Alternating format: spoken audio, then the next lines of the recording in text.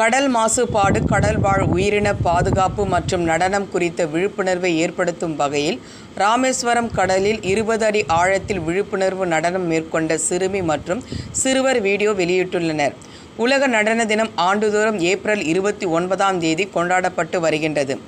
இதனை கொண்டாடப்படும் வகையில் 11 வயதான DA தாரகை ஆரத்தனா, 14 வயதான SD அஸ்வின் பாலா ஆகிய 2 பேரும் நீருக்கடியில் நடனம் மேற்கொண்டு விழிப்புணர்வு ஏற்படுத்தினர்.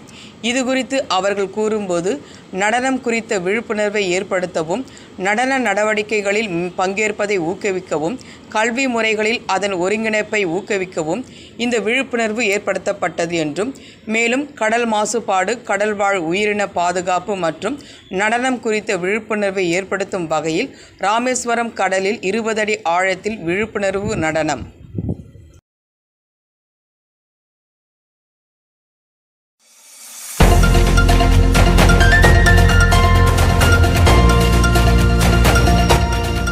நீங்கள் பார்த்து கொண்டிருப்பது நியூஸ் 21 செய்திகள். தமிழ்நாடு செய்திகளை உடனுக்குடன் தெரிந்து கொள்ள நியூஸ் 21 செய்திகளை பாருங்கள். தொழிலாளர் தின விழா கள்ளக்குறிச்சி மாவட்டம் சின்னசேலம் யூனியன் ஆபீஸ் எதிரே உள்ள நேதாஜி சுபாஷ் சந்திர போஸ் ஆட்டோ உரிமையாளர் நலசங்கம் சார்பில் பிளைட் ரவி தலைமையில் தொழிலாளர் தின விழா கொண்டாடப்பட்டது.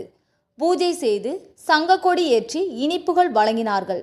செயலாளர் சக்திவேல், பொருளாளர் பாலமுருகன், பொதுக்குழு உறுப்பினர்கள், செயற்குழு உறுப்பினர்கள் கலந்து கொண்டார்கள். நியூஸ் 21 செய்திகளுக்காக விஜய் ஸ்டீபன். கள்ளக்குறிச்சி மாவட்டம் சின்னசேலத்தில் சிறுமலர் மேல்நிலைப்பள்ளி, இதயா நர்சரி பிரைமரி ஸ்கூல், சிறுமலர் தொடக்கப்பள்ளியில் தமிழ்நாடு அரசு வழங்கும் நலத்திட்டங்கள் அனைத்தும் மாணவ மாணவிகளுக்கு முழுமையாக வழங்கப்படும். 1ஆம் வகுப்பு முதல் 8ஆம் வகுப்பு வரை தமிழ் வழி கல்வி முற்றிலும் இலவசம். 10ஆம் வகுப்பு, 11ஆம் வகுப்பு, 12ஆம் வகுப்பு மாணவிகள் 450க்கும் மேல் மதிப்பெண் எடுக்கும் மாணவ மாணவிகளுக்கு 50% கல்வி கட்டண சலுகை உண்டு. தரமான கல்வி, வளமான எதிர்காலம். மாணவ மாணவிகளை எம்பள்ளியில் சேர்க்க முந்துங்கள். மாணவ மாணவிகளின் படிப்பிற்கும் ஒழுக்கத்திற்கும் 100% வெற்றி உறுதி. ராணிப்பேட்டை மாவட்டம் வாலாஜா வட்டம் ஆற்காடு அடுத்த நந்தியாலம் ஊராட்சியில் மற்றும் பூட்டுத்தாக்கு ஊராட்சியில் உழைப்பாளர் தினம் மற்றும் கலைஞர் கனவு இல்ல திட்டம் பயனாளிகள் தேர்வு செய்தல் குறித்த கிராம சபை கூட்டம் சிறப்பாக நடைபெற்றது. இந்த நிகழ்ச்சிக்கு நந்தியாலம் ஊராட்சி மன்ற தலைவர் தேவி பூபாலன் தலைமை தாங்கினார் மற்றும் பூட்டுத்தாக்கு ஊராட்சி மன்ற தலைவர் அருண் தலைமை தாங்கினார். இதில் கலைஞர் கனவு இல்லம் பயனாளிகள் தேர்வு சிறப்பாக நடைபெற்றது.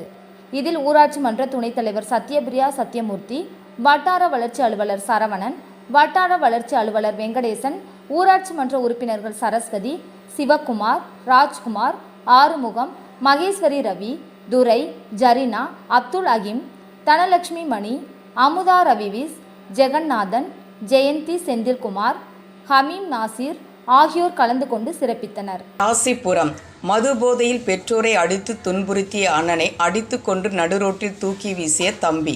நாமக்கல் மாவட்டம் ராசிபுரம் அடுத்த வெண்ணந்தூர் ஒன்றிய மின்னக்கல் பகுதி கீழ்த்தெரு வடுகம் பாளையத்தில் வசிப்பவர் வெங்கடாச்சலம். இவர் கூலி தொழில் செய்து வருகிறார்.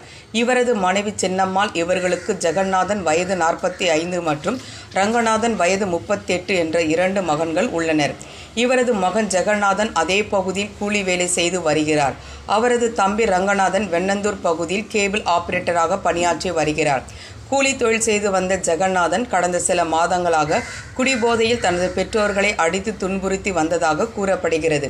இந்நிலையில் கடந்த 28/4/2025 அன்று இரவு ஜெகநாதன் ரோட்டோரமாக மர்மமான முறையில் இறந்து கிடப்பதாக காவல்துறையினருக்கு தகவல் கிடைத்தது. தகவல் அறிந்து சம்பவ இடத்திற்கு விரைந்த வெண்ணந்தூர் காவல்துறையினர் வழக்கு பதிவு செய்து இறந்தவரின் உடலை மீட்டு உடற்கூறு ஆய்விற்காக ராசிபுரம் அரசு மருத்துவமனைக்கு அனுப்பி வைத்தனர். பின்னர் மர்மமான முறையில் இறந்து கிடந்த ஜெகநாதன் இறப்பில் சந்தேகமடைந்த வெண்ணந்தூர் காவல்துறையினர் அவரது தம்பி ரங்கநாதனை நேற்று கைது செய்து தீவிர விசாரணை செய்ததில் தனது அண்ணன் ஜெகநாதன் மது போதையில் தனது பெற்றோரை சில மாதங்களாக அடித்து துன்புறுத்தி வந்ததாகவும், அதனால் கோபமடைந்து ஜெகநாதனை கட்டையால் தாக்கியதில் அவர் இறந்துவிட்டதாகவும் ரங்கநாதன் கூறினார். மேலும் இறந்த தனது அண்ணன் ஜெகநாதனின் உடலை அப்பகுதியில் உள்ள அக்கம்பக்கத்தினர் யாரும் இல்லாத நேரமாக பார்த்து அவரை ரோட்டோரமாக தூக்கி வீசியதாகவும் போலீஸ் விசாரணையில் தெரிய வந்தது.